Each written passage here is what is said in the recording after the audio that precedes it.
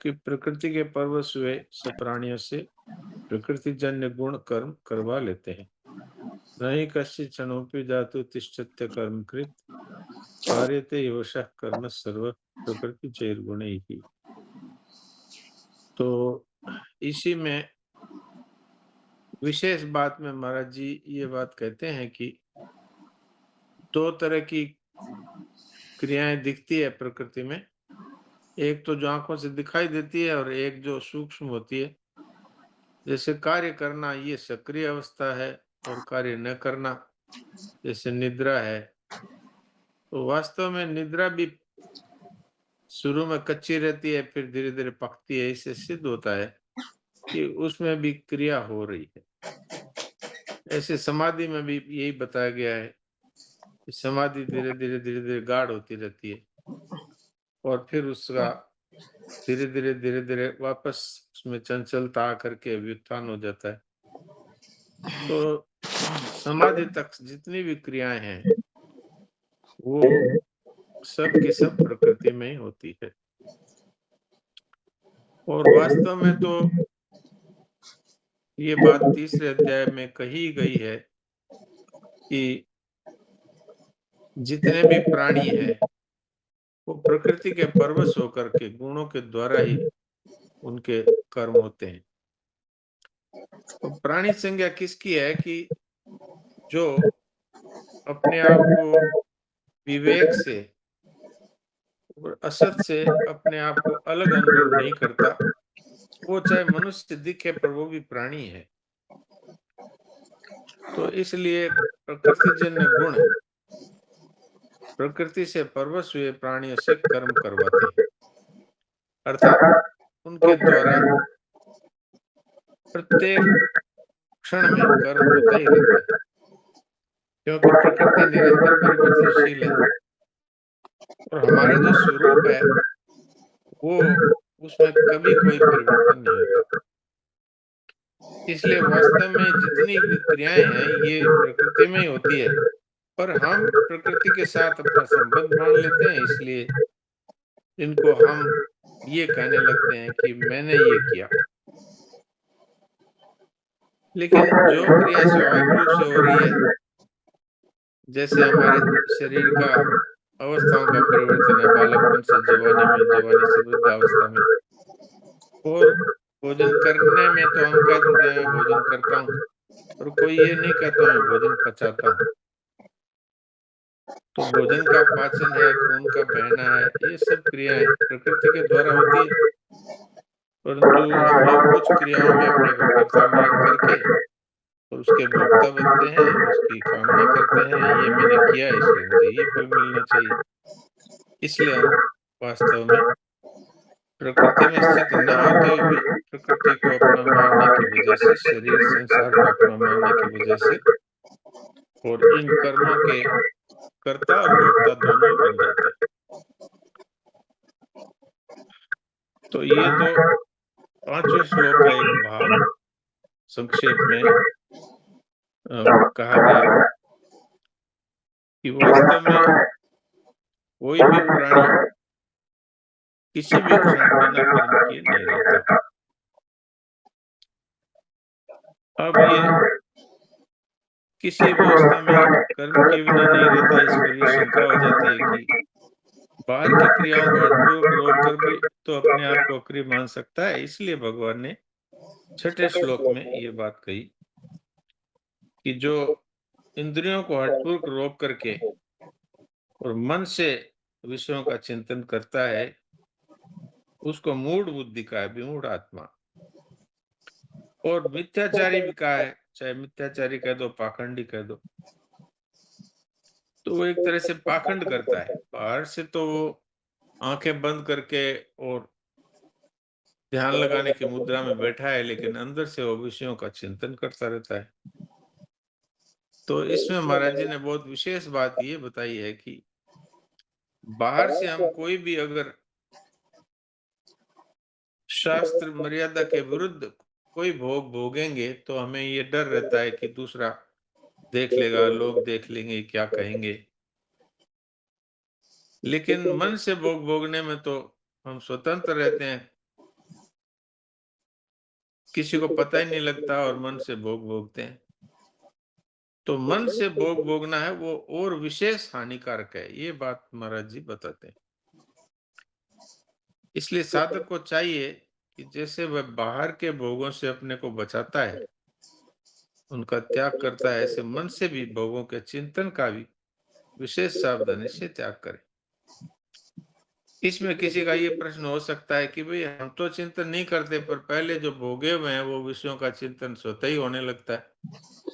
तो उसमें महाराज जी ने ये बात बताई है कि वो वास्तव में वो चिंतन निकलने के लिए आता है, लेकिन हम उसमें या तो रस लेने लगते हैं और या उसका विरोध करते हैं। तो विरोध करने से भी उसकी सत्ता मजबूत होती है, जो कि वास्तव में असत ही है, फिर भी हम उसको सत्ता देते हैं, और समर्थन करके भी हम उसको सत्ता देते हैं। देखा जाए तो न तो वो भोग है, न वो परिस्थिति है, न वो व्यक्ति वस्तु है, केवल उसका स्मरण मात्र है। तो इसलिए उसकी उपेक्षा करना ये सबसे अच्छा है। न विरोध करे, न समर्थन करे, और न उसको अपने में माने। वो मन बुद्धि में आता है तो मन बुद्धि तो संसार ही है। तो संसार में होने वाली क्रियाओं से हम जैसे नहीं बनते, वैसे यदि हम इसकी उपेक्षा करें तो हम इससे नहीं बनते, और वो तो निकलने के लिए, खत्म होने के लिए आया है। जो उत्पन्न होता है वो नष्ट हो जाता है, उसकी उपेक्षा कर देंगे तो वो तो नष्ट हो ही जाएगा। इस तरह से जैसे हम सावधानी पूर्वक भोगों का त्याग करते हैं, साधकों की बात है ये, जैसे बाहर से त्याग करते हैं, ऐसे भीतर से भी जो पहले भोगे हुए अथवा आगे भोगने वाले कुछ जो विचार आ जाते हैं, उनसे घबराए नहीं, डरे नहीं। मन में पक्का निश्चय रखे कि हमें भोग नहीं भोगना है, और मन से भी हमें इसका चिंतन नहीं करना है। अपने आप जो हो जाता है उसके लिए वो न उसका समर्थन करे, न विरोध करे, बल्कि ये माने कि ये निकलने के लिए आया है, समाप्त हो रहा है, जो उत्पन्न हुआ वो नष्ट हो जाएगा, और ये मुझ तक तो पहुंच ही नहीं सकता चिंतन, ये तो मन बुद्धि अंतःकरण तक ही रहता है, तो इसलिए मेरे से इसका कोई संबंध नहीं। इस तरह से उसकी उपेक्षा करे। भगवान ने गीता के दूसरे अध्याय के 16वें श्लोक में ये बात कही भी है कि जितने भी परिवर्तनशील प्राणी पदार्थ या विषय भोग हैं, ये सब के सब असत होने के कारण इनका वास्तव में अभाव ही है। असतः भाव न विद्यते। तो इस तरह से इसको भगवान के वचनों को याद करके और इसमें डरे नहीं, न विरोध करे, न समर्थन करे, न इसको अपने में माने। प्रकृति में हो रहा है, संसार में हो रहा है, ये जो कुछ पहले हुआ था वो अभी तो है नहीं। हमारी भूल ये होती है कि भूतकाल में किए हुए दोषों के आधार पर भी हम अपने आप को दोषी मानते रहते हैं। तो समझते तो ये हैं कि हम बड़े ईमानदार हैं, कि हम भूतकाल में हमने जो कुछ किया है उसके आधार पर हम तो दोषी हैं ही। लेकिन वास्तव में भगवान की ऐसी कृपा है, ऐसा उनका विधान है कि मनुष्य वर्तमान में निर्दोष रहता है। एक बार एक संत के पास में एक बहुत धनी व्यक्ति आए और जोर जोर से रोने लगे। तो संत ने कहा कि भाई आप रोते क्यों हैं, कोई बात है तो बताइए। तो वो रोते ही रहे। फिर उनको कहा कि आप जो बात है वो बोलिए। तो उन्होंने कहा महाराज मैं बहुत बड़ा पापी, इसलिए आप मुझे रोने दीजिए, और मैं कहाँ जाकर रो। तो संत ने कुछ देर इंतजार किया, फिर उसका रोना बंद हुआ। तब उससे पूछा कि जब आप पाप कर रहे थे तब आप पापी थे कि अभी पापी हैं? अभी आपके मन में कौन सी पाप वासना है? तो वो बोले नहीं, वो भूतकाल के हैं। तो भूतकाल में तो सब के सभी दोषी हैं, तो भूतकाल के आधार पर आप अभी अपने आप को दोषी क्यों मान रहे हैं? आप वर्तमान में जो अपनी निर्दोषता है उसको सुरक्षित रखिए, और ये निर्णय करिए कि हुई भूल को फिर नहीं दोहराऊंगा। तो भगवान पिछली भूलों को माफ करने को तैयार है। तो ये एक बहुत बड़ा आश्वासन है संतों की तरफ से हमें। भगवान ने भी ये कहा है, चाहे कितना ही बड़ा दुराचारी हो, अब उसने यदि निश्चय कर लिया कि अब मैं दुराचार नहीं करूँगा, तो साधुरेव समन्तव्य, उसको साधु ही मान लीजिए। क्यों? सम्यक व्यवसितो इससे उसने पक्का निश्चय कर लिया है। तो ये हम साधकों के लिए बहुत ही काम की बात है।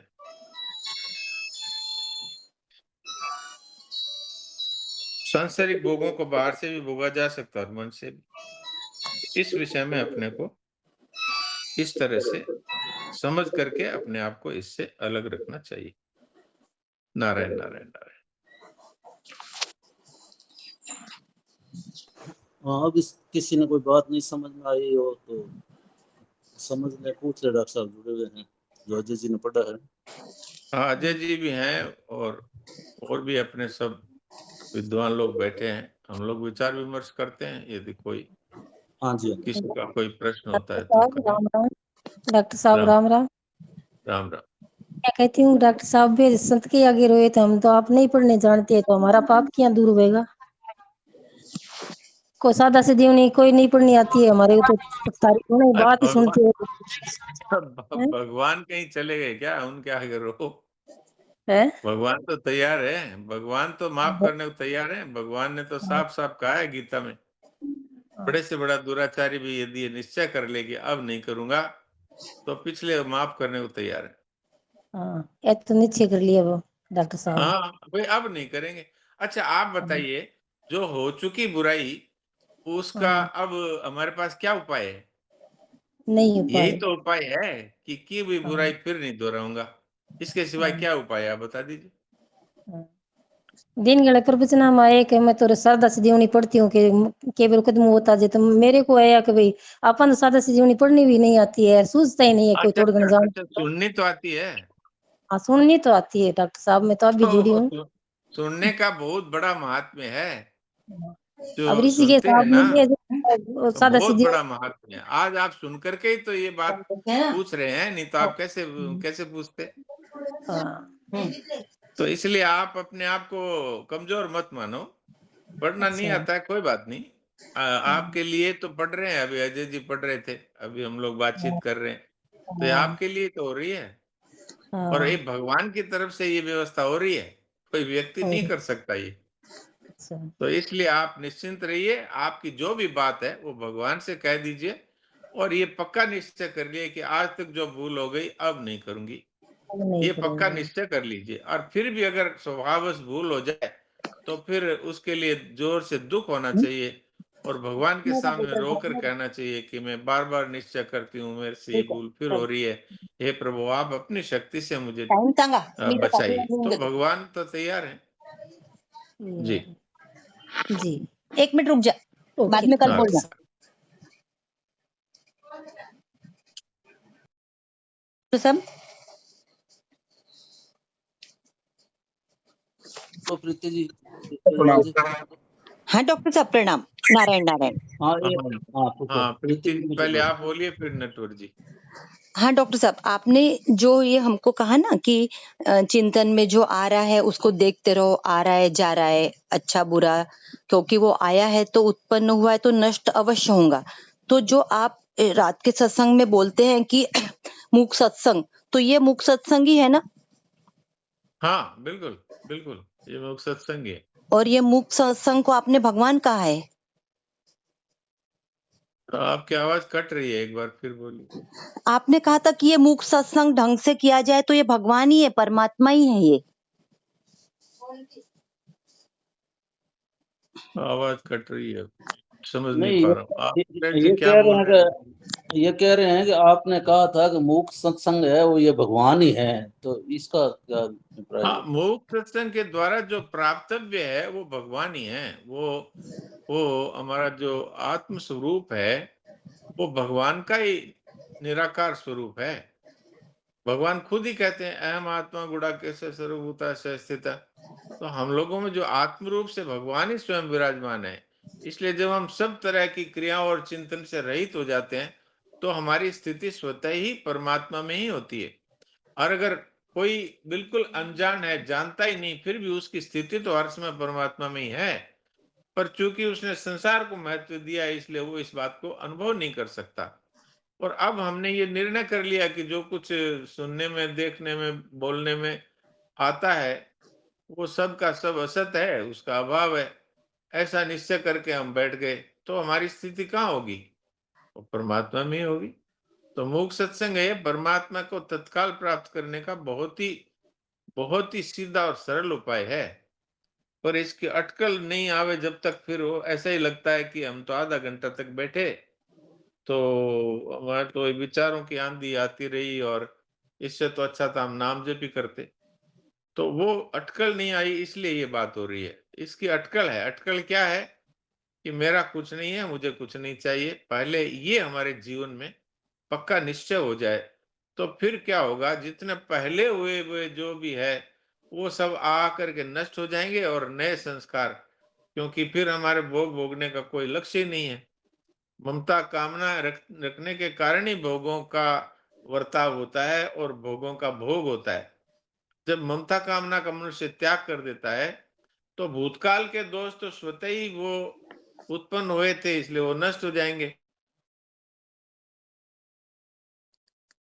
जी डॉक्टर साहब, और जैसे मूक सत्संग में भी आंखें बंद करके बैठते या हैं, स्वभोग करना है, तो नए संस्कार पड़ेंगे नहीं, पुराने नष्ट हो। पहले से है वही हमारी स्थिति है, उसका अनुभव हो जाएगा। पहले से हमारी स्थिति भगवान में ही है। हम भगवान को छोड़कर कहीं नहीं जा सकते। रोम रोम प्रतिराज ही कोटि कोटि ब्रह्मांड। ये भगवान के एक रोए में करोड़ों ब्रह्मांड पड़े हैं। तो जिस ब्रह्मांड में हम रह रहे हैं, वो भी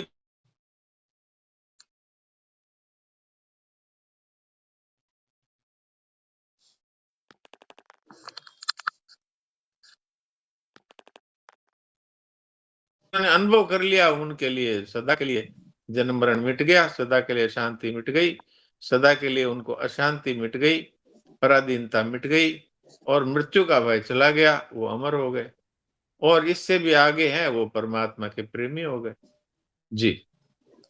और डॉक्टर साहब एक बात बताई आपने कि वर्तमान निर्दोष है, तो वर्तमान में जैसे फिर मुझे ऐसा लगा कि वर्तमान तो गोल्डन अपॉर्चुनिटी है, न तो भूतकाल का बोझा लेकर ही वर्तमान में भी कर्म करते हैं।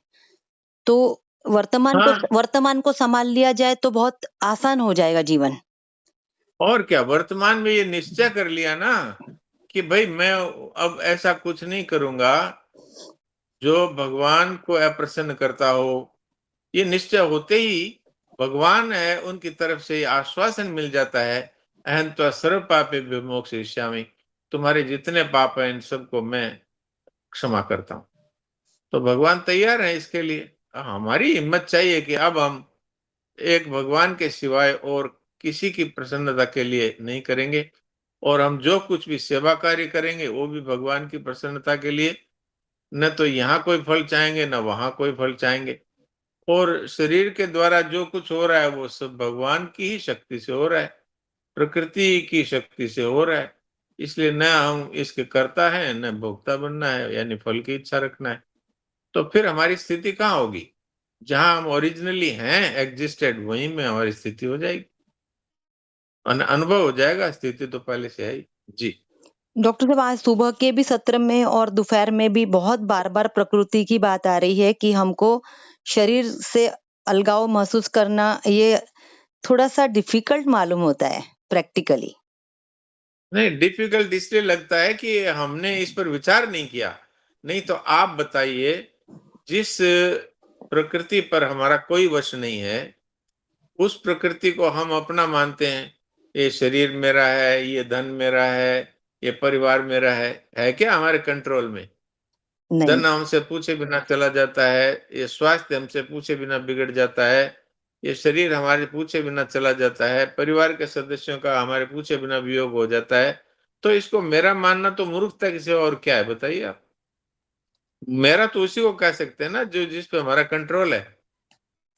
जी। तो इसलिए ये मूर्खता तो मनुष्य ही छोड़ सकता है। कोई आप कुत्ता बिल्ली और पशु पक्षियों से थोड़ी आप ये आशा रखते हैं कि वो ममता छोड़ देंगे और वो कामना छोड़ देंगे। तो ये हमको इसी जीवन में करना है, और इसमें कोई अभ्यास नहीं है। इसमें केवल हमारा पक्का निश्चय होना चाहिए और हमारी जो समझ है उस समझ के अनुसार हमारा जीवन हो जाना चाहिए बस। साधन है वो थोड़े समय के लिए नहीं किया जाता है, पूरा जीवन ही साधन बन जाता है। जिसने ये निश्चय कर लिया कि मुझे वो नहीं करना है कि जिससे भगवान नाराज होते हैं, तो उसका जीवन तत्काल ही शुद्ध हो जाता है। तो इसमें ये कठिन लगता है, इसलिए लगता है कि हमने एक तो निश्चय नहीं किया पक्का, और दूसरा हमें भगवान की कृपालुता पर विश्वास नहीं है। तीसरा ये हम जो कुछ हमारी आंखों से देखते हैं कि हमारे सामने ही सब कुछ जा रहा है, नष्ट हो रहा है, उसको भी हम महत्व देने से और अपने आप को नहीं रोकते। तो गलती तो हमारी है ना। जी। जी डॉक्टर साहब, बहुत-बहुत धन्यवाद। डॉक्टर साहब प्रणाम जी, हम प्रणाम। हाँ मोहन जी। सनातन जी महाराज का सूत्र है कि साधन कोई ऐसा कार्य नहीं है जिसमें कभी न करने की बात आए। हाँ, साधन तो अपना साधन वही है जो स्वभाव से ही निरंतर होता रहे। यदि साधन में व्यवधान पड़ता है तो ये समझना चाहिए कि साधन के भेष में किसी असाधन को अपना लिया है। सही बात है। साधन और जीवन में अगर अंतर है तो फिर वो असाधन ही है।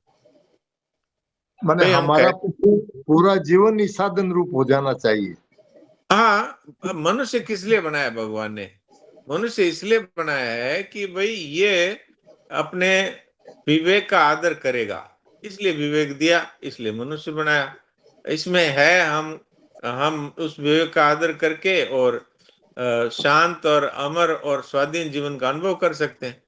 और इसमें इतनी हमारे को भगवान ने योग्यता और अधिकार दिया है कि हम इस सृष्टि को बनाने वाले परमात्मा है उनको प्रेम प्रदान कर सकते हैं। तो कितनी एक मानव जीवन में एक विशेषता है। जी। हाँ जी।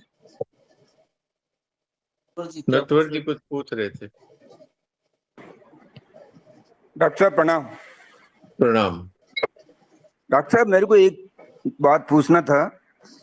इसमें लिखा हुआ है कि मन को भोगों का सेवन करने का विशेष अवसर मिलता है, इसको आप एक्सप्लेन करिए ना।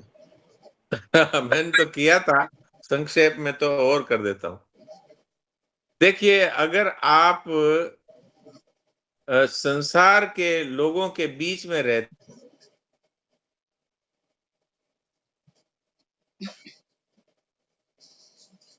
कि भाई लोग क्या कहेंगे, और हमारे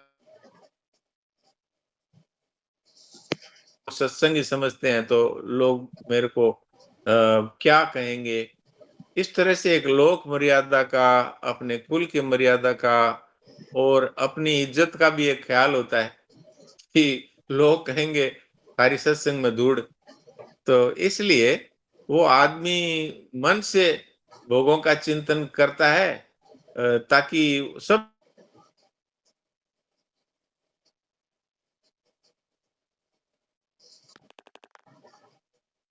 सकते हैं, या यहाँ बैठे-बैठे ही आप किसी के साथ भी भोग भोग सकते हैं अथवा कोई भी वस्तु का भोग कर सकते हैं। तो ये एक तरह से ये स्वतंत्रता मिल जाती है विशेष कि कोई दूसरा तो कुछ समझता नहीं है, दूसरे तो हमको अच्छा ही समझते रहते हैं, लेकिन अंदर से हम भोगों का भोग करते हैं चिंतन के द्वारा। ऐसे जो स्वप्न में जो हम भोग भोगते हैं वो क्या है? वो तो चिंतन से ही तो भोग भोगा जा रहा है। तो इस तरह से मनुष्य जो भोग भोगता है चिंतन से, उसका और विशेष संस्कार पड़ता है, क्योंकि उसमें उसको कोई रोक टोक नहीं है, वो चाहे जैसे भोग सकता है। इसलिए ये बात कही है कि बाहर से भोगों का त्याग तो मनुष्य विचार से कर सकता है, लोक लिहाज से कर सकता है और मर्यादा के कारण कर सकता है, पर मन से भोग भोगने में बाहर से कोई बाधा ही नहीं है। अतः मन से भोगों को भोगता है और मिथ्या अभिमान भी करता है कि मैं भोगों का त्यागी हूं। इसलिए मन से भोग भोगने में विशेष हानि होती है। क्यों? इससे वो भोगों का विशेषता से सेवन कर सकता है।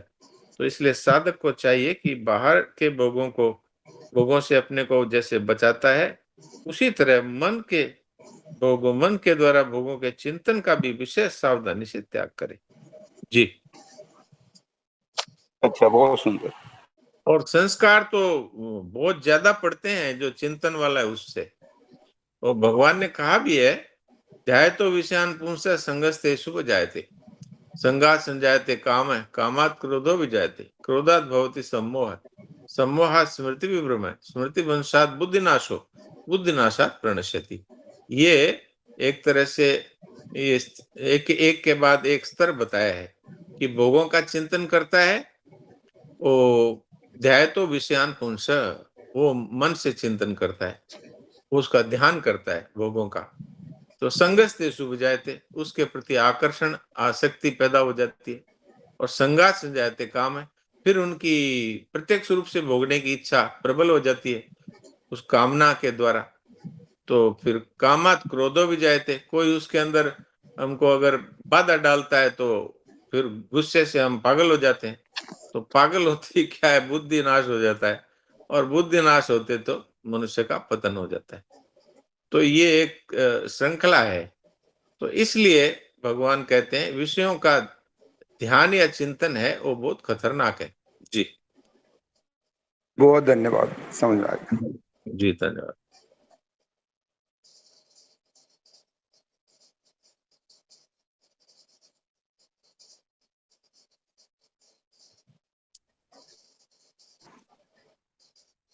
हाँ जी, और किसी ने कोई बात पूछनी है? नहीं तो फिर अगला श्लोक श्रवण करने का तो नहीं समय रहा, फिर पद भजन सुनेंगे।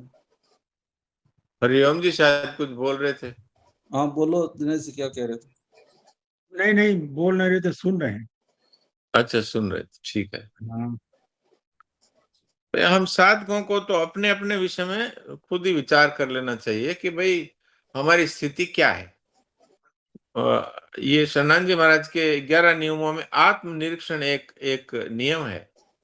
तो बाहर का कोई व्यक्ति तो हमें बहुत अच्छा समझता है, लेकिन उससे हमारा कोई विशेष लाभ नहीं होता, कई बार नुकसान भी होता है अभिमान से।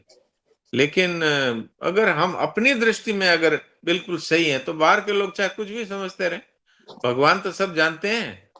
और आप अपनी दृष्टि में ईमानदारी से सोचें कि भाई हमें मान लो कोई चोर कहता है, लेकिन हम अपने दृष्टि से जानते हैं हमने चोरी नहीं की, तो फिर चिंता की बात नहीं। और कोई हमें बहुत बड़ा महात्मा समझे और हम अंदर से पाप करते हैं, जब कोई नहीं देखता तब पाप करते हैं अथवा पापों का चिंतन करते हैं, तो हमें अपनी स्थिति को गंभीरता से देखना है और फिर भगवान से रो रो करके प्रार्थना करनी है। अगर हमसे पार नहीं पड़ती है तो भगवान की कृपा से मनुष्य इस संसार सागर से बड़े आसानी से तर जाता है। भगवान की शरणागति, भगवान के सामने अपने हृदय की सारी बात खोल करके रखें। हम लोग ये सोचते हैं कि भगवान से क्या बात करें। सच्ची बात तो ये है कि संसार के लोगों से बात करने का कोई विशेष लाभ होता नहीं, और भगवान से बात करने पर कोई ऐसा प्रश्न है ही नहीं जो हल नहीं होता। आप बात करके देखिए। जी।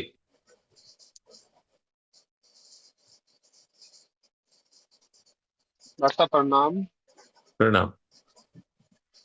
डॉक्टर साहब, मनुष्य अपनी स्थिति से गिरता क्यों है? मेरे जैसे कई साथी मैंने के देखे हैं, सत्संगी थे लगभग, और वो गिर गए मतलब स्थिति से। बस वो इसीलिए गिर गए, काम ऐसा, ये जो भोगों की कामना है, जो इच्छाएं हैं, यही पाप करवाती है। अर्थात मनुष्य जब तक ये नहीं पक्का निश्चय करता कि मुझे संसार के भोग नहीं चाहिए, जो नष्ट होने वाले पदार्थ हैं, इनसे मेरी तृप्ति आज तक हुई नहीं और आगे कभी हो सकती नहीं, क्योंकि मैं हूं चेतन और ये है जड़ और ये है नष्ट होने वाले, मैं हूं अविनाशी। तो अगर विजातीय पदार्थों के पीछे मैं दौड़ता रहूंगा तो ये तो सब नष्ट होने वाले, नष्ट हो जाएंगे, और मेरा जो मनुष्य जीवन है उसका समय समाप्त हो जाएगा, तो फिर जन्मो मरो।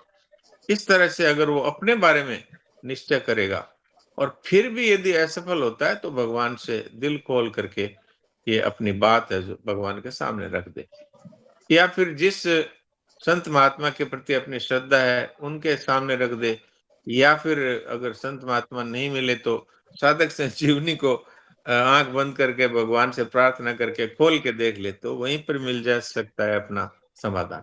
जी एक छोटा सा निवेदन था। कोरोना हाँ काल बोलो। के दौरान जो आपने बोला ना भाई, साधक संजीवनी को प्रणाम करके खोल लेना, ये तो हाँ मेरा जी। पर्सनल अनुभव है जी। प्रणाम करके कोरोना काल के दौरान साधक संजीवनी पढ़ी थी, और एक एक प्रश्न का उत्तर मिला जी। ये साक्षात तो स्वामी जी बैठे हैं। ये तो महाराज जी ने खुद एक बार ये बात कही थी, बाकी कई बार भी कही थी कि साधक संजीवनी में ऐसी कोई साधक की समस्या नहीं है जिसका समाधान न मिले, ऐसा उन्होंने विश्वास दिलाया था। जी ये बहुत बहुत धन्यवाद। जी प्रणाम।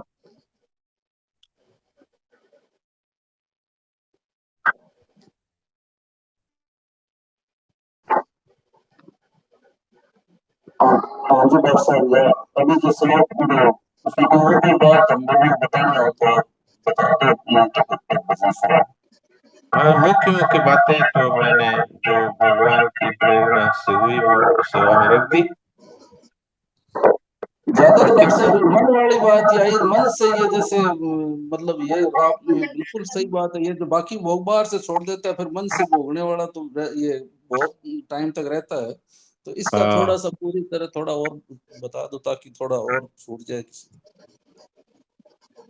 हाँ महाराज जी ने जो शब्द प्रयोग किए हैं वो एक बार बता देता हूँ। सांसारिक भोगों को बाहर से भी भोगा जा सकता है और मन से भी। बाहर से भोग भोगना और मन से उनके चिंतन का सुख लेना दोनों में कोई फर्क नहीं है।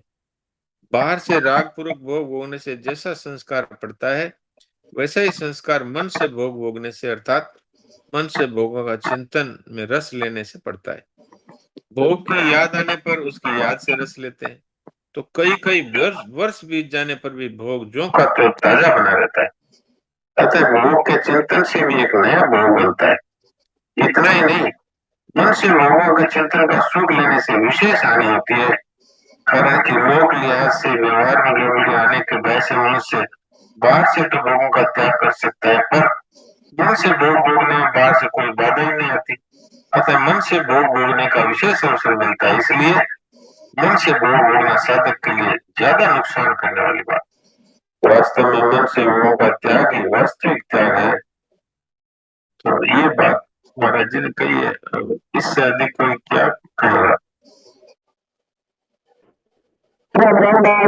प्रणाम। हाँ प्रणाम बोलिए। डॉक्टर साहब, जो मन से कोई शुभ कामना का चिंतन करते हैं, जैसे धर्म पुण्य की बात याद आ जाती है, मैं भाई ऐसा करना चाहती हूँ, मैं ऐसा करना चाहती हूँ, कोई शादी हुआ तो भी मैं सारा मदद देना चाहती हूँ, कोई गरीब को दान पुण्य करना चाहती हूँ, तो ये मन से ये तो भोग नहीं है ना? हाँ ये भोग नहीं है, ये तो दूसरे के हित की दृष्टि से जो जो बात आती है वो भोग नहीं है। और उसके लिए भी ये बात कही जाती है कि अगर आप मुख सत्संग कर रहे हैं तो उसकी भी उपेक्षा कर दीजिए, लेकिन उस कार्य को करने को नहीं छोड़ना है। जब मुख सत्संग पूरा हो जाए तो फिर वो कार्य अपना करना है, तो वो तो भोग नहीं है। जी प्रणाम। प्रणाम।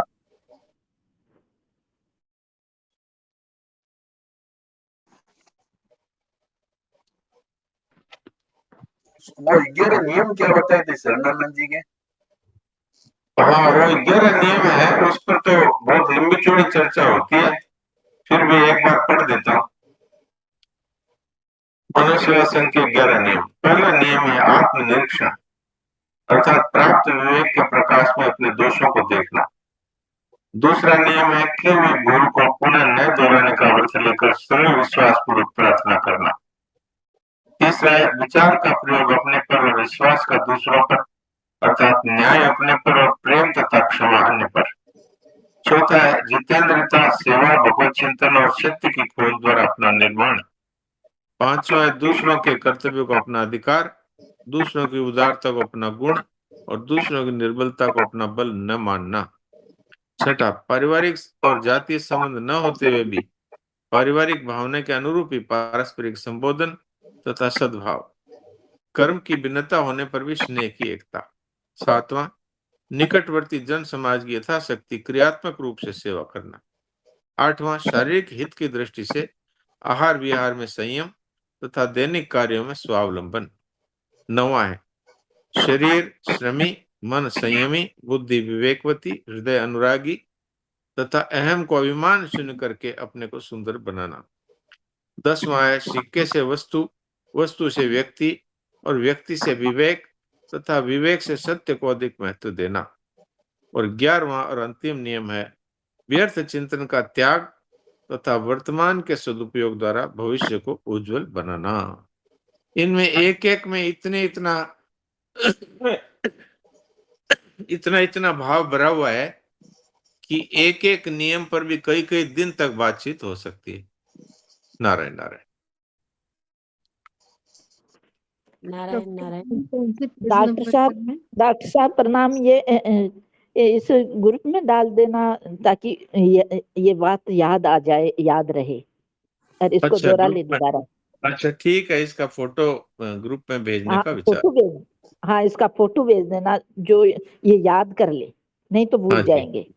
जी जी। हाँ ये जी, शरणानंद जी महाराज की पुस्तकों में, शरणानंद जी महाराज की पुस्तकों में ये पहले पृष्ठ पर ही प्राय सभी पुस्तकों में दिया हुआ रहता है, मानव सेवा संघ के 11 नियम।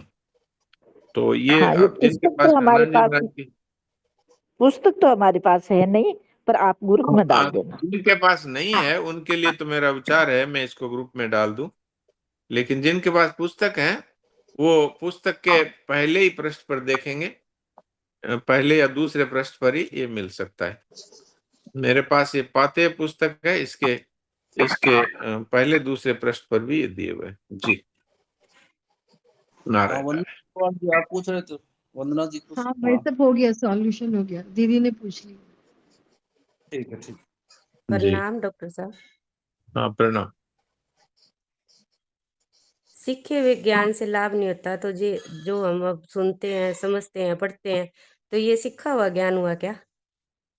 अगर हम इसको अपने जीवन में इसी तरह काम में नहीं लेते हैं तो ये सीखा हुआ ज्ञान हो जाता है और ये दूसरों को बताने के काम आता है, लेकिन खुद के जीवन में काम नहीं आ पाता। बहुत सारे बातें हमने सुन ली, अब लोगों को हम वो ज्ञान बांटते हैं, तो वो सीखा हुआ ज्ञान है, वो दूसरों को ज्ञान बांटने के काम तो आ जाता है। लेकिन मान लो हम कहते हैं कि भाई ममता का त्याग कर देना चाहिए, और हमारे जीवन को देखें तो हमने सब चीजों में ममता कर रखी है, तो ये सीखा हुआ ज्ञान है, ये काम नहीं देता। इसके लिए महाराज जी एक तोते का उदाहरण देते थे कि एक तोता था, वो किसी के घर में रहता था, वो धार्मिक पुरुष थे, तो सीताराम राधे श्याम ऐसे उसको सिखा दिया, तो वो सीताराम राधे श्याम रटता रहता था। लेकिन एक बिल्ली आकर के झपट्टा मारा तो वो टें टें करने सीताराम राधे श्याम नहीं बोला। ऐसी हमारी स्थिति हो जाती है कि दूसरों को हम ज्ञान देते हैं कि ममता का त्याग कर दो, इससे फिर तुम्हारे जीवन में चिंता भय मिट जाएगा, और फिर जब हमारे घर में कोई मर जाता है तो हम रोने बैठ जाते हैं। तो इसका अर्थ ये होता है कि भाई सीखा हुआ ज्ञान है वो मनुष्य के काम नहीं आता। इसलिए जो हम सुन रहे हैं वो तो सुनना ही चाहिए, और जो पढ़ रहे हैं वो पढ़ना भी चाहिए, लेकिन फिर उसको जीवन में उतारना है, तब फिर वो सीखा हुआ नहीं रहता, फिर वो अनुभव में आ जाता है। जी एक एक बात को जैसे दृढ़ करके एक एक बात उतारने की कोशिश करें। एकदम एकदम बिल्कुल, एक को उतारने से दूसरी बातें बहुत सरल हो जाती है। जैसे शरणानंद जी महाराज कहते हैं कि किसी ने ममता का त्याग कर दिया तो उसमें कामना को त्याग करने की सामर्थ्य स्वतः आ जाती है भगवान के विधान से, और ममता और कामना छोड़ दी तो अहंकार के त्याग की सामर्थ्य स्वतः आ जाती है, और ये तीनों छूटते ही प्रेम करने की सामर्थ्य स्वतः ही प्रकट हो जाती है। जी धन्यवाद। राम राम।